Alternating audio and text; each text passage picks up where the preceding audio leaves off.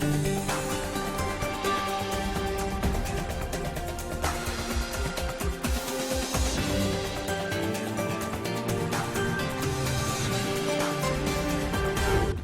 today's World Insight, the HKSAR Legislative Council buckles down to work, fresh from the election of district seats. A LegCo member-elect, Tang Fei, talks about what lies ahead for the council and the city.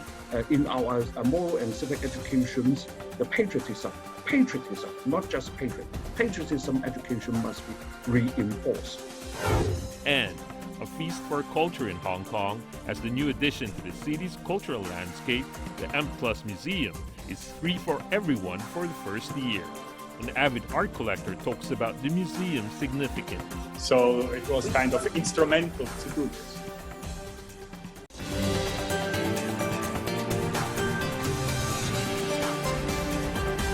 Here is our host, Tian Wei.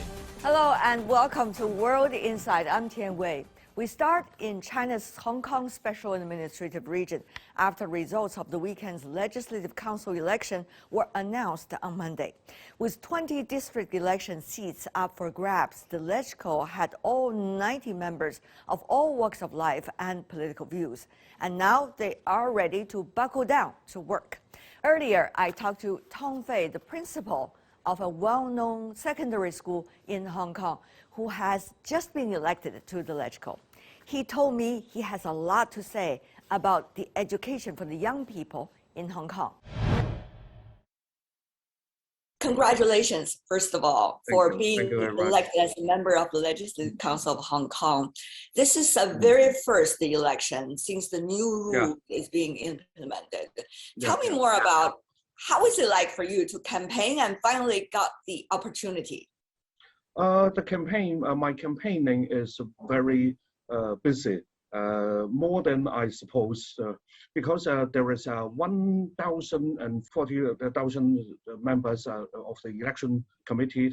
I have to visit every member of the election committee to campaign, to tell them about my political platform, how to improve the Hong Kong politics and all the economic, social issues. If I can get the member of the LegCo, this is a very, very, very big visit, more than I suppose.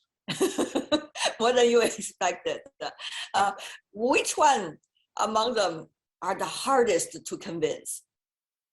All the members, all section of there is 5 big sections about all the election committee, including the first sections about commercial sector, commercial and business sector, and the second section is about the professional, all professions in Hong Kong, and the third and the fourth maybe about the LegCo, present LegCo members, and all the societies from the local district or the all kinds of the, associations, and the fifth section is about the whole country. The member maybe the national representatives of the CCP and so forth. So I have to visit every member. I join more than 70 meetings of the members of the election invitation to sell my political platform to everyone. Yeah, tell me more about, how did you try to convince them? What were the priorities when you were talking to them about being a member of the Legislative Council? Yeah, I come from educational professions, so education issues and policies are all my emphasis and my key points of the political platform. Two issues I concerned about Hong Kong education policies and education curriculum and so forth. I sell more, not just sell, I propaganda, I promote my viewpoints of the political and education opinions to all the members of the election committee. First of all, I emphasize the patriotism education in Hong Kong must be recover. Of course, the moral and civic in the moral and civic education sectors to recover. because there is no, if the Hong Kong young people have no correct political attitude to all the country, all the China, they maybe still have a very negative negative image to all the country's development, including the development chance for their individual career developments. So there's in our moral and civic educations, the patriotism, not just patriotism education must be reinforced. But of course, there's a lot of debate, as you may see around the world, about between the differences between patriotism and nationalism. I'm sure, Fei, when you were talking to the election committee members, you must have distinguished these two concepts very clearly. Tell me more about how you are doing it.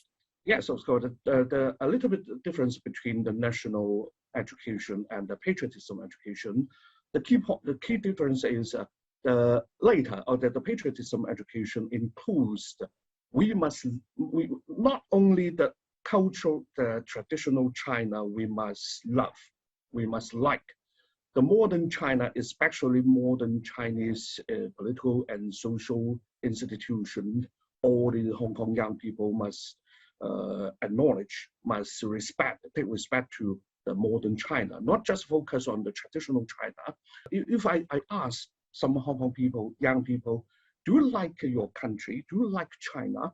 They may answer, yes, of course, I like China. So we must emphasize not only the traditional China, but also the modern China. That is the patriotism education, the key point. Well, in order to make sure that the young people in Hong Kong will love the modern China, as you talk about, what are some of the key issues, do you think, that should be explained in details to these young people? At least 2 points. One, let the Hong Kong young people know how the modern China rise again, especially the revolutionary route, the modern China, the political parties, including the communist parties, experience and develop their revolutionary issues, ideology to rebuild and re-rise our modern China. And the second point is, of course, the open and reform era. The Hong Kong young people must know about the reform and open eras, all the policies, all the change about the whole, all aspects of the Chinese society, not just in economic development. How do you see, Fei, the debates that's going on in the societies on the mainland? Still, many of the issues that you talk about do not have conclusions yet. It is an evolving progress. So how do you see that is being conveyed to the young people in Hong Kong through education? Yeah. First of all, we must let the Hong Kong young people not fall in the Western model mindset only, because sometimes most of the Hong Kong people just think the Western political model is self-evident rather than any deep thinking about or make some critical thinking about the Western model. So that's the point. We must push the critical thinking, let the Hong Kong young people to rethink about where a Western model, especially in the modern times, especially after the Cold War eras. That's the point. And then we let the Hong Kong young people open their minds about the modern China development, including the revolutionary era and the reform and open era. We just open their mind. That's the key point. You were running one of the very well-known middle schools in Hong Kong, and you were very brave as the principal of the school to convey some of the important ideas to the young people in your school during the turbulent times over the past few years in Hong Kong. What were their reactions? What were some of the points that were most difficult to convey, and yet they felt eventually being enriched as a result of more thinking, discussion, and critical thinking.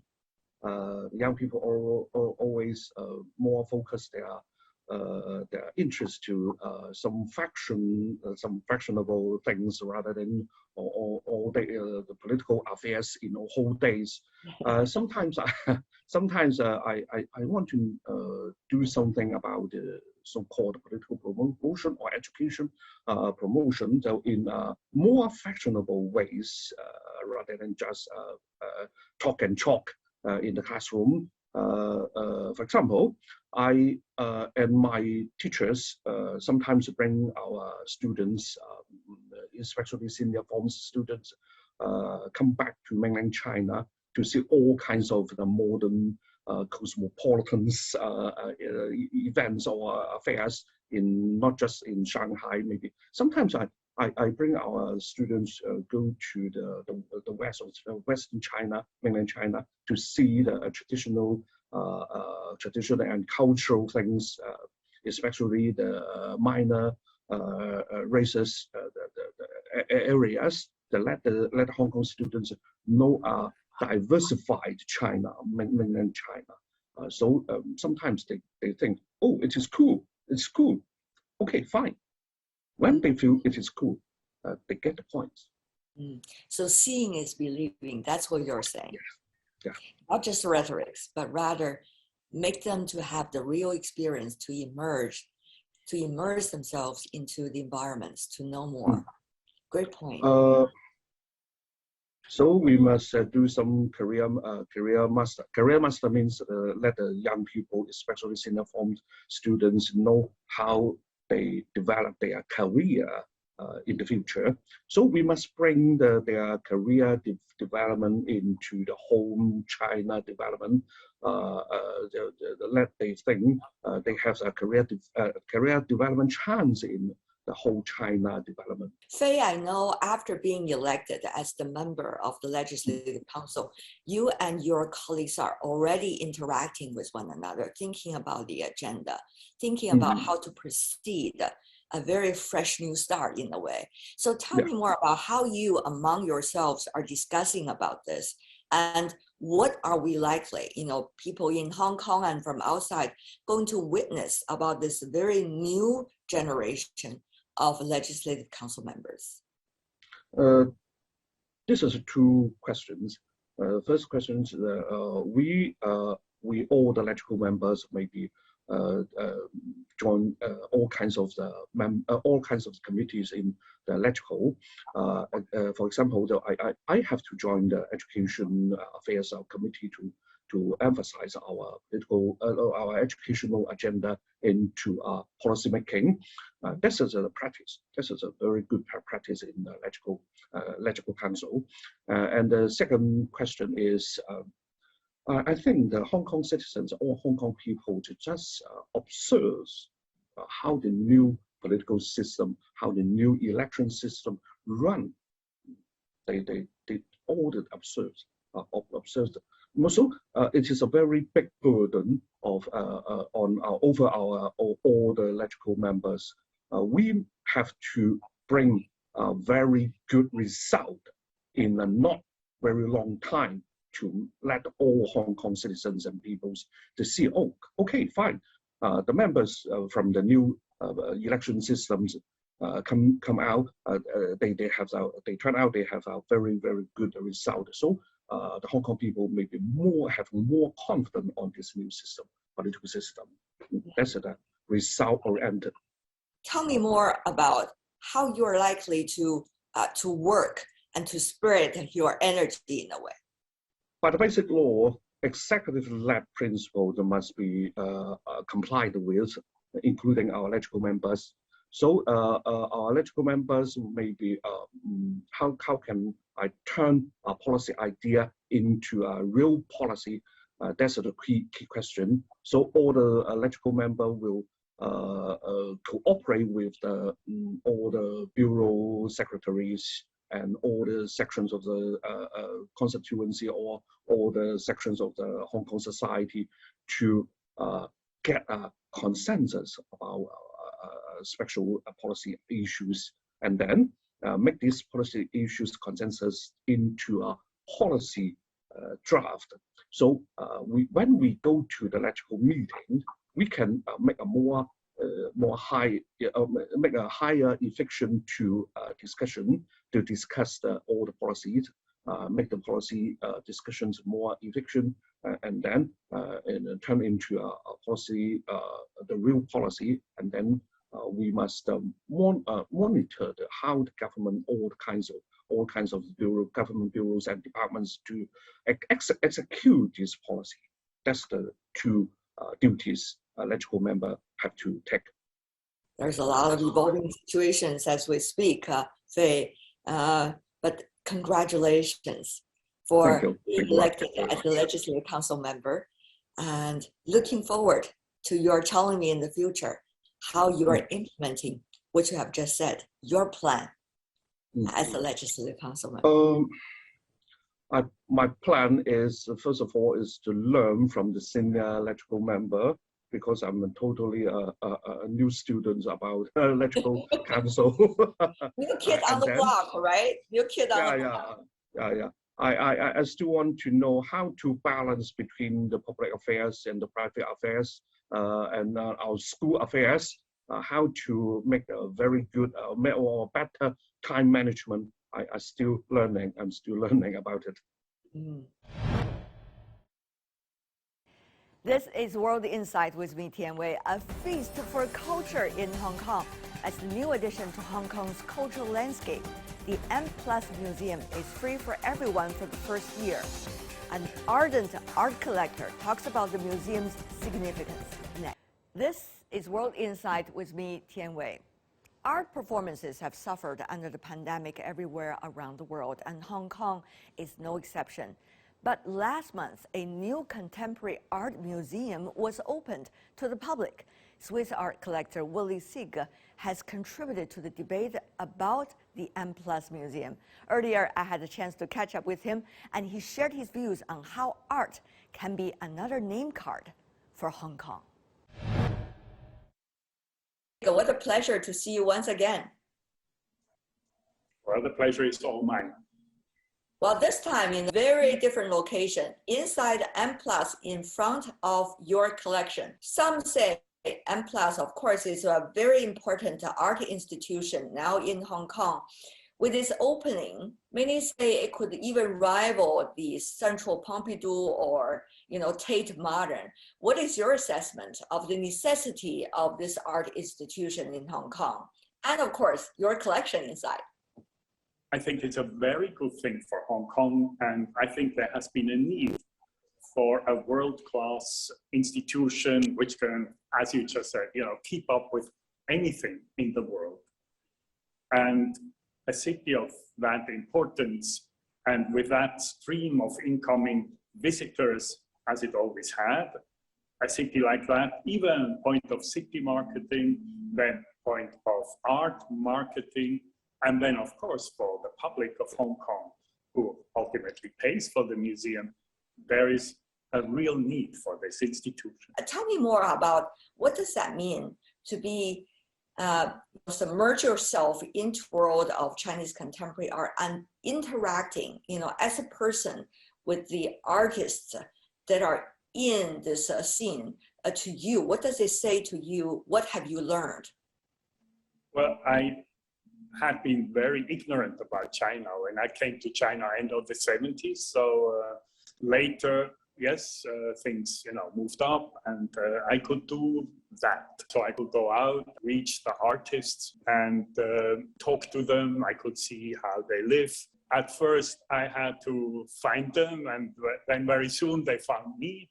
And also, I invited many into the embassy, and so we could have easy conversations, and I also could invite other guests who took an interest in contemporary art. And so the circle widened and widened, and still my ultimate study object is China. So through encountering the artist, I did really my China research, you could say.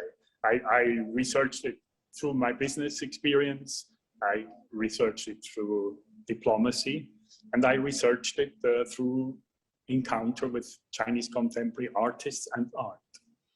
So it was kind of instrumental to do this. There's a speed about China. There's also reminiscence among the Chinese. Look at some of important timing. For example, this year, China celebrates 20th anniversary of China's succession to the WTO. You know very well, Dr. Sig, that's a very significant event for China.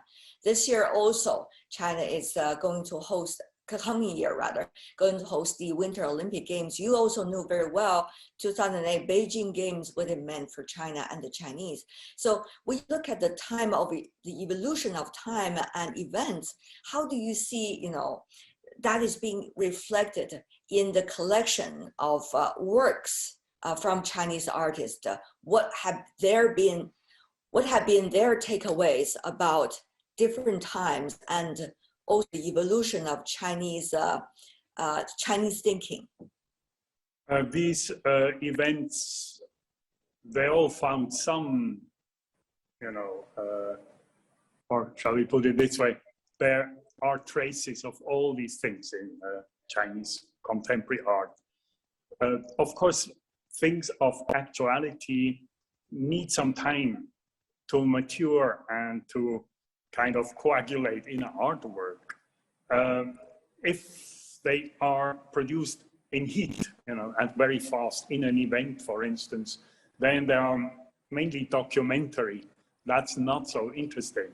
So normally they need to sink in an artist's mind, and they need to be brooding and conflicting, and then it takes time for a meaningful artwork to exist. But all these events produced something of interest, but in a first wave it's just very documentary. But then very interesting artworks come out, but we would need to have images. It's very difficult to put this in words. Good example of what you have been enumerating is the Birdsnest Stadium in Beijing. And there is a work I like very much of the stadium, although still under construction. It's done with the pinhole camera. It's done out of a darkroom, actually without any camera. It's in a room, and the window is completely closed, and then there is a hole of like 5 millimeters in this wall window, and that's where the image kind of penetrates on the photo paper, which is on the back of the wall, very large, many meters. And it takes hours for this image to slowly build. So that's one example, a very interesting manifestation of the Birdsnest Stadium and of the Olympics in a way. And probably we will see more after the Winter Olympics, I assume. And I love to go skiing there. Every year I used to go and ski, but this year probably will be more difficult. When China is developing, people have been asking the question about what real China is and what China desires. I'm sure those questions also pop up in many of the press conferences and the Q&A sessions you had with many others about this exhibition, particularly in recent years. So Dr. Sig, when people go inside this exhibition, go inside M+, what kind of open mind should they have? I think they, in a way, need an open mind. The contemporary artists, they are actually visual thinkers. And so one has to be prepared to see different views, different opinions on subjects.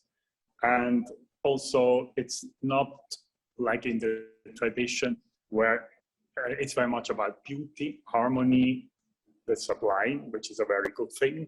Art is your good friend. In contemporary art is made in another paradigm. It may be critical, it may be very analytical and all that. So one has to be prepared to see some of that, but there's also a lot of beauty. And there's many things that connect to the Chinese, to the great Chinese tradition, which is unmatched by and different from any other. I mean, I'm saying that as a European.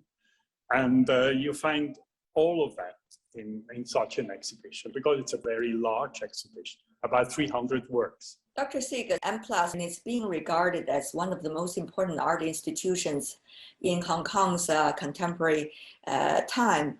one has to ask the question about Hong Kong. There were some ups and downs in Hong Kong over the past few years. How do you, as an art collector, see that part of time? And how do you think that's going to, or already having an impact on your determination to work closely with M+? It's the national security law. And of course, like in every jurisdiction, this is a norm we have to observe and obey. And I think that's okay with the museum. The law is not necessarily tailored to art. And but so far, I must stress, we have not had interference with this work list we have composed before the national security law. That was my conversation with Swiss art collector Willy Siga about his collection in the M+ Museum in Hong Kong. That's all we have for today. If you'd like to see more, search World Insight or check out our YouTube channel. Follow us on Twitter and Facebook. I'm Tian Wei on behalf of the team. Thanks for watching and bye for now.